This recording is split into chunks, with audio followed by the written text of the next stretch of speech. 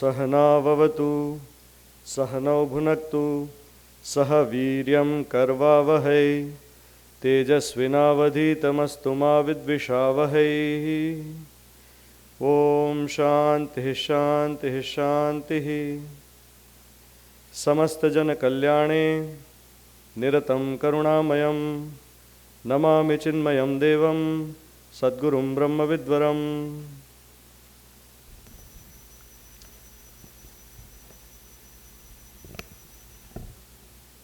वंदनीय गुरुजनों અને મિત્રો, આ મિજાજમાં તો તમે મને ક્યારેય રેડિયો પર સાંભળ્યું નથી.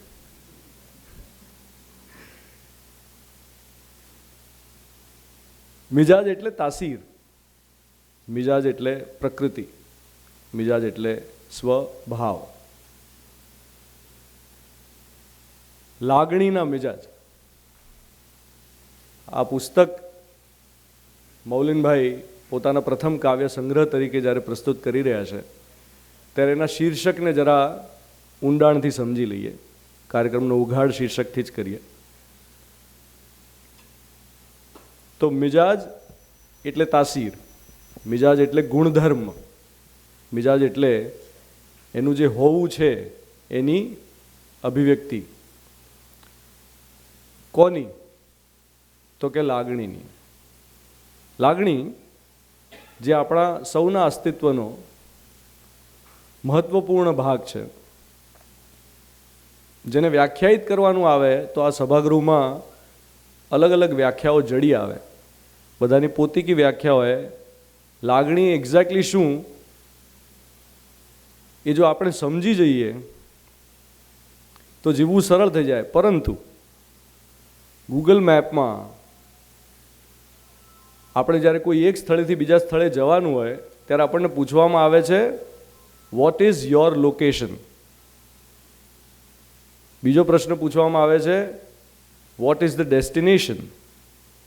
અને ત્રીજો પ્રશ્ન એ હોય છે કે ચાલીને જવું છે, ટુ વ્હીલર પર જવું છે, ફોર વ્હીલર પર જવું છે કે પબ્લિક ટ્રાન્સપોર્ટથી જવું છે.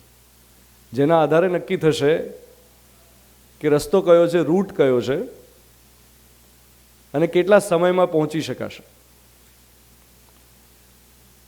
તો લાગણી એ આપણું લોકેશન છે, યોર લોકેશન. આપણે ક્યાં છીએ મહદઅંશે આપણને આપણી લાગણીઓ વિશે, આપણા લોકેશન વિશે સમજ હોતી નથી, જેને કારણે આપણે ડેસ્ટિનેશનની સમજ પણ કેળવી શકતા નથી, જેને કારણે નક્કી પણ થઈ શકતું નથી કે કયા રસ્તે આગળ જવાનું છે અને કેવી રીતે આગળ જવાનું છે, સાધન કયું છે.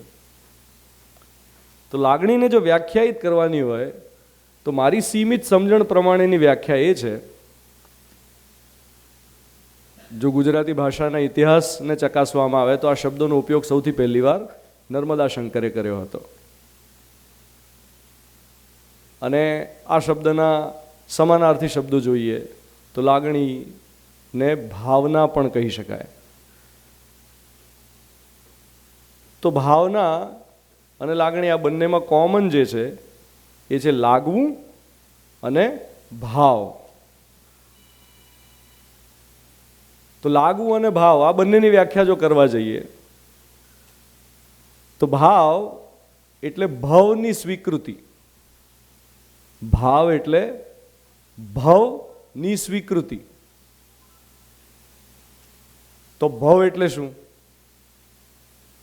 જો ભાવના એટલે ભાવની અભિવ્યક્તિ અને ભાવ એટલે ભવની સ્વીકૃતિ, તો ભવ એટલે શું? તો ભવ એટલે જે જેવું છે, જે જેવું છે, જેવી એની હયાતી છે, જેવું એનું અસ્તિત્વ છે, જે જેવું છે તેવું એનું સ્વરૂપ એટલે ભવ. જે જેવું છે તેવું એનું સ્વરૂપ એટલે ભાવ. એ જેવું છે એની સ્વીકૃતિ હોય એ ભાવ.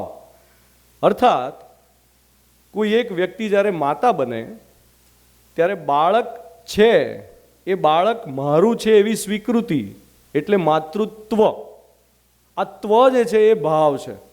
આ ત્વ જે છે એ સ્વીકૃતિ છે. માતૃત્વની લાગણી થવી એવું જ્યારે આપણે કહીએ છીએ, પિતૃત્વનો અનુભવ થવો, આ ત્વ અસ્તિત્વ, આ ત્વ જે છે એ ભાવ છે, એ એનું હોવું છે. અને એની સ્વીકૃતિ એટલે ભાવ, અને ભાવની અભિવ્યક્તિ એટલે ભાવના, એટલે લાગણી. જેવું લાગે છે એવી અભિવ્યક્તિ થવી. મને તમે કેવા લાગો છો એના વિશેની મારી અભિવ્યક્તિ એ મારી તમારા પ્રત્યેની લાગણી. મને જે લાગ્યું એ હું તમારા સુધી પહોંચાડું. તો અહીંયા કોની લાગણીની વાત છે? તો આ પુસ્તકમાં સંબંધોની વાત છે કે એક પિતાને પુત્રી કેવી લાગે, પિતાને પુત્રી પ્રત્યેનો કેવો ભાવ અનુભવાય, એ ભાવનાની અભિવ્યક્તિ કવિતા સ્વરૂપે છે. પિતાને પિતા કેવા લાગે, એક પિતા જે એક દીકરીનો ઉછેર કર્યા છે એને પોતાના પિતા કેવા લાગે, એટલે કે દીકરીના દાદા કેવા લાગે, એ વિશેની કવિતા આ પુસ્તકમાં છે. એક વ્યક્તિને, એક માનવને પોતાની સહધર્મચારિણી એટલે એની સાથે આજીવન એણે જે જીવનશૈલી પસંદ કરી છે એને નિભાવીને એની સાથે ચાલનાર, એના પગલે પગલે એની સાથે સાથે ડગ માંડનાર એ સહધર્મચારિણી જે છે, જે જીવન સંગીની છે, જેને આપણે લાઈફ પાર્ટનર કહીએ છીએ, જેને આપણે મિત્ર સ્વરૂપા કહીએ છીએ, એના પ્રત્યેની લાગણી, એના પ્રત્યેની રોજ રોજ અનુભવાતી લાગણી, જે પહેલીવાર એને જોઈ હતી, એની સાથે જીવવાનું પસંદ કર્યું હતું, ત્યારથી લઈને અત્યાર સુધીની જે યાત્રા છે, એ યાત્રામાં પ્રતિપળ એના સંગાથમાં જે પણ અનુભવાયું છે એ અનુભૂતિની લાગણી, એનો મિજાજ અહીંયા અભિવ્યક્ત થયો છે આ પુસ્તકમાં.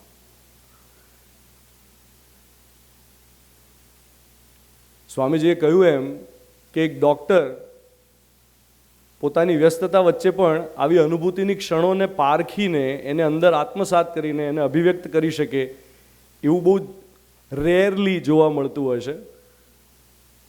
તો પ્રશ્ન એવો ઊભો થાય કે આટલા વ્યસ્ત ઓર્થોપેડિક સર્જન હોવાની સાથે એ આ અનુભૂતિની ક્ષણો કેવી રીતે મેળવી શક્યા, કેવી રીતે તારવી શક્યા, કેવી રીતે પોતાના સુધી પહોંચાડી શક્યા અને પછી એને અભિવ્યક્ત કરવાનું નક્કી કર્યું. મને એવું લાગે છે કે જે વ્યક્તિ પોતાના શરીર, મન, લાગણી તંત્ર અને બુદ્ધિ આ બધા વચ્ચે સંતુલન જાળવી શકે એ વ્યક્તિ જીવનની પ્રત્યેક ક્ષણને ઉત્કટતાથી જીવી શકે.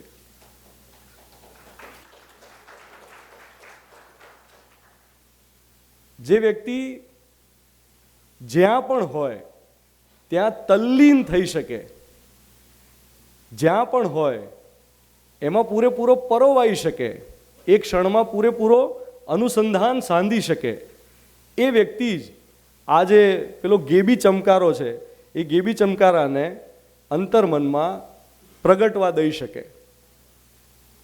અને મૌલિનભાઈને લીન થવાની આવી ક્ષણોમાં આજે પ્રગટ અનુભૂતિ થઈ છે, આ એની અભિવ્યક્તિ છે લાગણીના મિજાજ.